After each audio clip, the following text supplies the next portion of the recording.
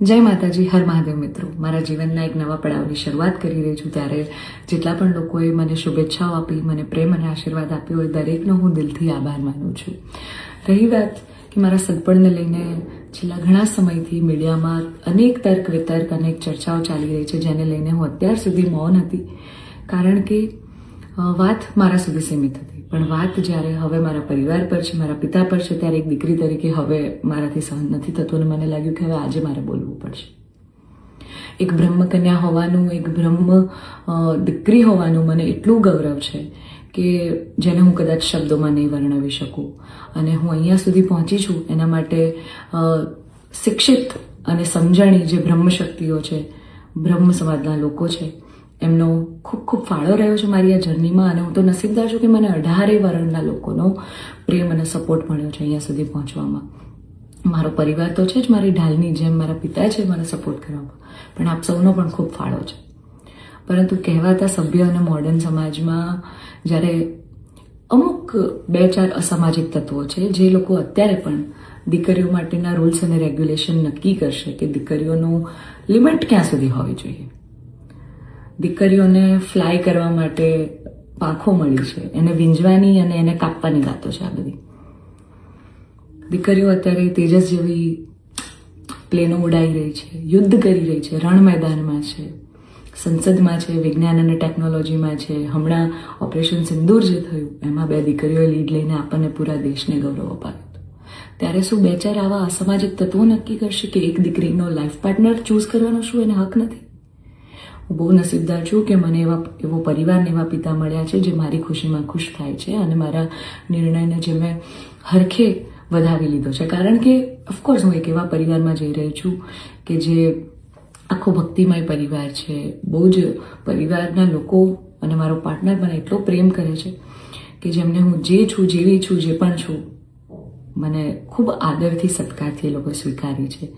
રાત દિવસ જ્યાં ગાયત્રી મંત્ર, નવકાર મંત્રના જાપ થાય છે, આવા પરિવારમાં હું જઈ રહી છું. મને ખૂબ જ ગૌરવ છે. એટલે હું તમામ બ્રહ્મશક્તિઓ, સમજણી અને શિક્ષિત જે લોકો છે, બાકીના લોકોના મગજમાં નહીં ઉતરે કદાચ આવા, પણ જે લોકો શિક્ષિત છે, સમજુ છે, એ લોકોને હું નમ્ર વિનંતી કરું છું કે આવા 2-4 જે અસામાજિક તત્વો છે ને, કે જે દીકરીઓની પાંખોને કાપવાની વાતો કરી રહ્યા છે, પ્લીઝ એને સમાજમાંથી દૂર કરો. નકર આપણો સમાજ ક્યાંયનો નહીં રહે. તમે દીકરીઓનું સારું જ કરવા માંગતા હોય ને તો દીકરીઓના શિક્ષણ માટે વાત કરો. નાની નાની દીકરીઓ પર જે બળાત્કાર થઈ રહ્યા છે એના માટે વાત કરો. દીકરીઓની પ્રતિભાને આગળ લાવવાની વાત કરો. ચલો, આ બધી પ્રતિભાને બધી તો મોડર્ન વસ્તુ થઈ ગઈ. હજી જૂના 18મી 17મી સદીના કુરિવાજો આપણા સમાજમાં ચાલ્યા આવે છે. હજી કેટલા બાળ લગ્ન થાય છે આપણને બધાને ખબર છે. સાટા પ્રથા ચાલુ છે જેની પીડિત હું પણ છું, તમને બધાને ખબર છે. દીકરીઓના પૈસા લેવામાં આવે છે. અલા, દીકરીઓને તમે ઘૂંઘટામાં રાખો છો અને તમે એમ કહો છો કે અમે દીકરીઓનું સારું કહેવા માંગીએ છીએ. એક બાજુ દીકરીઓ તેજસ જેવી ફ્લાઇટો ઉડાઈ રહી છે, આર્મીમાં છે, નેવીમાં છે, અને એક બાજુ દીકરીઓ ઘૂંઘટામાં છે. એના પરથી જ ખબર પડી જાય છે કે ક્યાં કેટલો વિકાસ છે.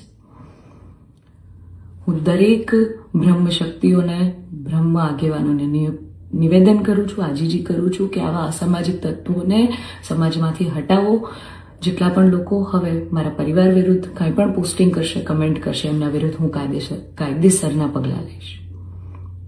કારણ કે એક દીકરી તરીકે, બ્રહ્મકન્યા તરીકે, જ્ઞાતિના નીતિ નિયમો પ્રમાણે જ્યારે હું ચાલતી હતી ત્યારે નાતના જ કોઈક લોકોએ મારા પરિવાર પર ચીટ કર્યું, અમને અંધારામાં રાખ્યા.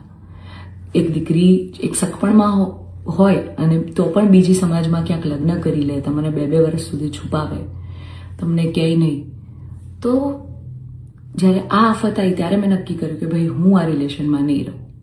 મેં મારા પરિવાર માટે સ્ટેન્ડ લીધું. અને કોઈ છોકરાને શું, જ્યારે પરિવાર માટે અને મારા પિતા પર જ્યારે વાત આવશે ને ત્યારે હું ભગવાનને પણ છોડવાની તાકાત ધરાવું છું. એ દીકરી છું હું, બરાબર છે?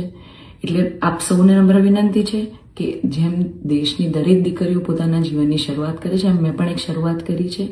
આને પહેલાં તો કોઈ વિશેષ મોટો મુદ્દો બનાવવાની જરૂર નથી. અને આવા જે અસામાજિક તત્વો છે કે આમ કરશું, નાત બાર કરશું, અરે ભાઈ, તમને 5,000માં કોઈ પગાર પર નોકરી રાખવા તૈયાર નથી. તમે તમારા ઘરનું અને તમારું સંભાળો પહેલાં તો. અને આવા અસામાજિક તત્વોને, તમામ બ્રહ્મશક્તિઓને, શિક્ષિત અને સમજણા જેટલા લોકો છે એમને મારી વિનંતી છે કે આવા સામાજિક તત્વોને તમે દૂર કરો સમાજમાંથી, જેથી દીકરીઓ ડરે નહીં અને એમની પ્રતિભા આગળ આવે અને સમાજનો વિકાસ થાય. જય માતાજી, હર મહાદેવ.